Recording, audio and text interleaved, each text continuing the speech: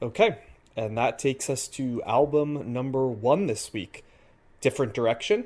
Yep. Cafe Tacvba. We did our research, got three different answers as to the name pronunciation. Did not want to sound ignorant. We leaned to Cafe Tacvba because of the Cuba part of it in Spanish, but we heard a variety of different pronunciations. But we're going to go with Cafe Tacvba because when we looked for places, and they are named after a restaurant, I believe, and then their name was stylized with the V instead of the U.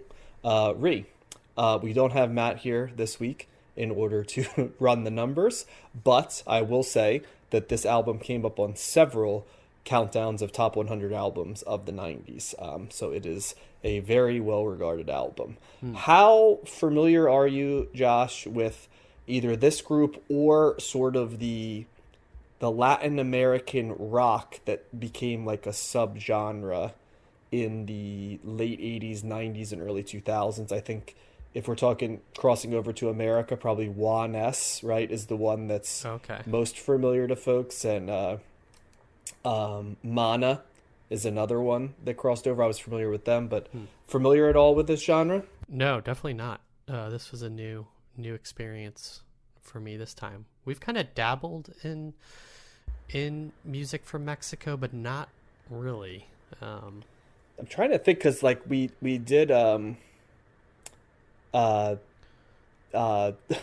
to say why am I complete Los Lobos? Yeah, right. Right, but they're not Mexican they're from exactly. LA. They're from LA, right? But they're like Mexican American. Right. So maybe this is the first time. I think it's the first time we're doing it from Mexico proper. We've done, if we go outside of the U.S., we did multiple Brazilian groups. Yep. And we've certainly done some groups from Jamaica and Haiti. But yeah, I think this is our first. Portugal, right? We've done folks from across the world and other places, but I think this is our first in Mexico proper. So maybe not the last, because I'm going to try to build in a little bit more world music, just like we tried to patch in some holes in decade to decade. We're like, we haven't covered enough of this, and I think we have a good mix. I probably think that we still could afford to have a little bit more international music going on. So what'd you think of this one? This was definitely the most interesting album to listen to this week. I was really, first of all, it's a long album at like over an hour or around an hour. There are like 20 songs on here, so it's a lot to process. Pack a lunch. Yep. There are an incredible variety of styles of music on here and sounds that you could pick up from other genres that are incorporated into their delivery. How many different genres did you count, Josh? Because I started making a list. I listened to this album 3 times, and I was like, the third time, like, I'm going to jot down how many different genres of music I hear in this. I heard probably like 10 at least. Well, let's do a little summary right now for folks that may be listening. Let's bounce off some of the genres that you hear in here. I heard there's a couple songs that have a ska-ish vibe to them. Yep. There's definitely some funk. Yes. I heard some like polka type of music that was, I think, kind of more traditional Mexican music. I was reading about like the different styles of Mexican subgenres that they incorporated. So I wasn't familiar enough with them to be able to pick them out in the songs, but I could tell that they were incorporating that in. Like some mariachi sound to it. Yeah.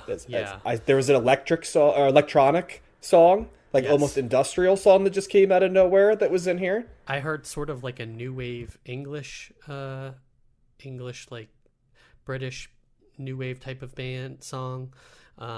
There is like just straight up like hard rock. I would say there's also like psychedelic rock. That's another one I wrote down. A punk rock song. I mean, you get I was just for the listener, I just wanted to kind of talk about when you say there's a lot of genres, because I mean, there's no one who's going to talk about this album that is not going to have that as one of their first takes. It's like you wouldn't have listened to this album if you didn't know it. So I felt like now was the time to explain what we meant. But go ahead, Josh. I apologize for interrupting. Yeah, so going on that journey from song to song kept me on my toes and kept the album interesting to listen to. There's they have really good there's really good production on this song. I think there's good layering on the songs. They're constructed well, and with the variety of instruments that they use, there's really something for everyone on here. They do a good job of kind of weaving in and out of maybe traditional sounding Mexican genres, and then incorporating that with either by itself or just incorporating those things with more modern types of rock and roll and all those or other things American and to. British, I Right. think would be the fusion, right? Yep. Kind of. There's also, in terms of songs, they go from really up-tempo, upbeat songs to slower, either like love songs or more contemplative type of songs. They, everything in the kitchen sink in terms of instruments with like piano, guitar, synths, keyboards, traditional Mexican instruments. The cowbells are in here and stuff, and Yeah. there's all kinds of deep cut instruments too. Maybe like a melodica too. I think I heard on one of them, and then obviously like bass and even different basses, like upright bass versus a traditional electric bass. And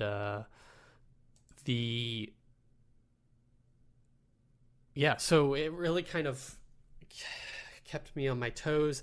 I went back and forth with the lead singer's voice. It could be described as kind of like nasally or a little whiny, maybe. I'm with you, Josh. That was the one barrier for me on this Yeah. album. It's like a couple of the songs I thought, like, if there was a different lead singer, I'd like this even more. Yeah, his voice is a little high pitched in some way. That kind of took me out of it at times, but I think the strength of the music ultimately put that into the background in my mind and won me over. There are some of my favorite songs on here. It's funny because I use Amazon Music, and the songs that were the quote unquote most popular were definitely not the ones that I liked the most. Oh, interesting. Yeah. I had the opposite experience. The ones Oh, that had okay. the highest things were the ones that connected with me. Yeah. Yeah, that just goes to show you who's using what service, I think, ultimately. Standouts for me, the opening track, El Apparato, the third track, El Ciclone, the Cyclone, that's like a funk beat with an electric guitar riff that I really liked. The Ixtapec, that is the new wave type of song. And the La Pinta, that's like a punk rock song towards the end of the album. I really like that one. So I think I liked it best when they were putting their spin on more contemporary genres and putting flavor on them. But really, this is, I wouldn't say it's not like a mind-blowing album, but it is like extremely interesting to listen to, and gives you a lot to think about. I didn't look up the lyrics to any of the songs, like translations of the lyrics, but so that may add another layer of depth to the album. But I think standing on the music alone, it's a really solid album, and I can see why they are kind of regarded as a popular, but be kind of like boundary pushing and just talented, straight up talented. So yeah, this is a thumbs up for me. Yeah, I'm going to add to that, Josh, that thumbs up. I think we have very similar takes on this album, in that I think one of the strengths of this album was the unrelenting amount of variety on this. Every track, it was almost like, Right. and now we're going to do this style of music, and now we're going to do this style of music. I love the syncretic nature of this album, where it's like we are undeniably like a Mexican band with Latin rhythms that we build in here, but I was impressed by how seamlessly they were able to take them and add an authenticness to things, like you said, like punk rock, electronic music. There's stuff that sounds like almost like modern indie rock kind of on this album now, which kind of caught me off guard a little bit, or certainly like 2010s indie rock along the way. It ends with a couple what I would think would be more traditional Not quite like what is it, cantorias, or the sad songs, right? The Hmm. love songs, the sad songs. Why, like, a lot of Mexican folks love like Morrissey songs. Like, I'm trying to remember what the name of those are, but Yeah. the songs that tell of love and love lost. There's a couple of those along the way, and lyrically, that's a part of it. But yeah, the genre shifting and this syncretic nature of bringing together traditional influences and merging them with, really styles of music that were most popular, in the United States and Great Britain. The Hmm. mix of both was really appealing. It wasn't like something. I kind of consider this to be similar, a 90s version of what we did with like Ush Mutantes in the 80s, although Hmm. that was much more like in its lane. But that album also had and we haven't done too many world albums, so I don't want to kind of be minimalistic and just say, oh, this is a world album and this is a world album. Yeah. But I think what I liked about it was the fact that they came and did almost a survey of different types of music, and that was appealing to me. This, however, I think had considerably more of a foot in music outside of just the home culture than maybe the Ush Mutantes one did, where that was sort of Yeah. more in the home culture. But I thought there were some similarities there. I think it was similar, how it was laid out to like what the Minutemen did in that album as well, where it was just a bunch of quick hitters, you know what I Hmm. mean, to show off a variety of music and tales along the way. So it did remind me of Double Nickels on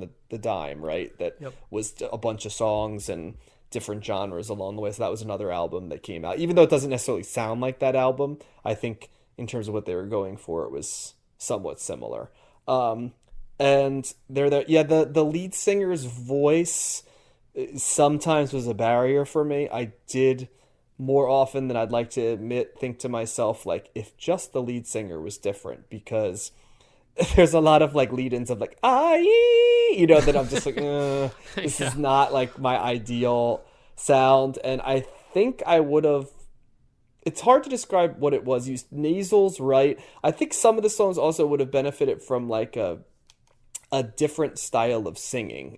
There were some songs where his voice was so prominent that it took away from the cool stuff that was going away in the back. But there were other songs where his voice fit perfectly, like a song um like Las Flores, which Hmm. was, I think, the most popular song, at least that I saw on Spotify. His voice, it's really the songs that are the most popular, like, El Baile, y El Salon, Hmm. and Las Flores. They're the ones that have the two most listens, along with La Ingrata on Spotify. And not surprisingly, those are the ones where his voice fits the best. I Hmm. think the other ones that you like, Josh, I like some of those too, but those are ones where I think what drew you in was like the musicianship in the background, and Yeah. that's, yeah, Yeah. and I get it, because those are familiar sounds for us and appealing sounds for what we're listening to. Yep. So this is one that definitely wet my whistle to delve a little bit more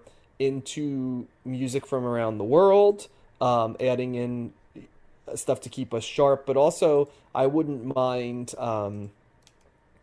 This was a tent pole in that sort of Mexican rock and Mexican hybrid Yeah. music that was there, that became very, very popular.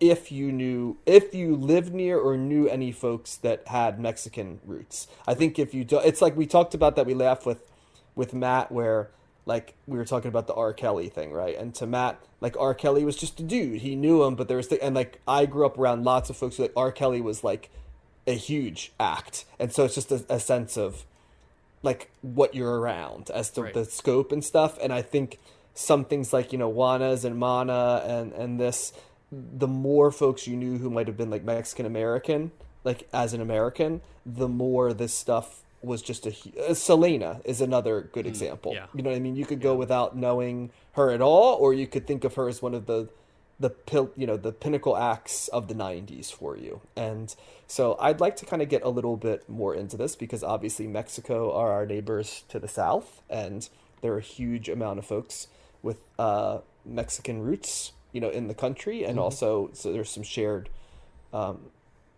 some shared lineage there, and we've done some Canadians already, so we need to have a little bit more Mexican influence as well Yeah.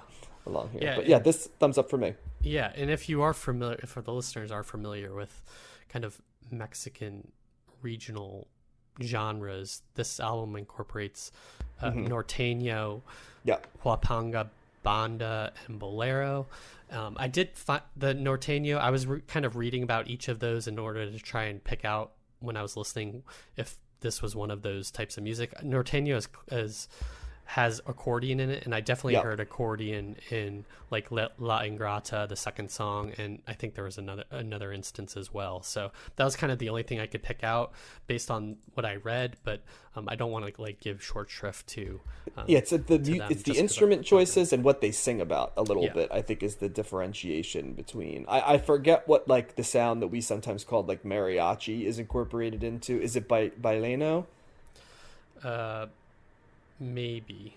Okay, yeah, I'm speaking with ignorance there, so I don't want to go on the record with that. But I'll do my homework a little bit more on that, so that. But I'm going to try to integrate a little bit more of this subgenre into the '90s and early 2000s because it's a big one in terms of units sold. So Then there we also go. the New if this for the listeners, the New York Times calls this the Beatles' White Album for rock and Espanol movement. So that's kind of in terms of scope and ambition, you could make that equivalent if you're interested.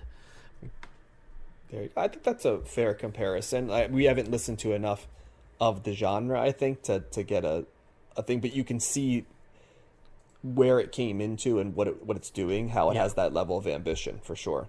Yep.